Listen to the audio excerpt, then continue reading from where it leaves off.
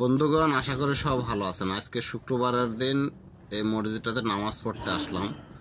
মসজিদের ভিতরে ঢুকা মসজিদের ভিতরের যে ডিজাইনটা, সৌন্দর্যটা আমার কাছে খুবই ভালো লাগলো, যার ফলে ভিডিওটি করা। মসজিদের যে সৌন্দর্য তুলে ধরাটাই ভিডিওর মূল উদ্দেশ্য। মসজিদের স্থান আরব বাহরাইন। এই যে দেখেন কোন জায়গাতে এসি লাগানো আছে, মানুষের বুঝারে কোনো সাধ্য নাই।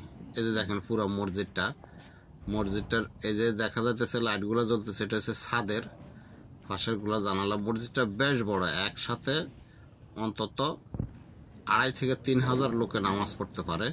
এত বড় বিশাল মসজিদটা আমার কাছে খুবই ভালো লাগলো, সুন্দর লাগলো।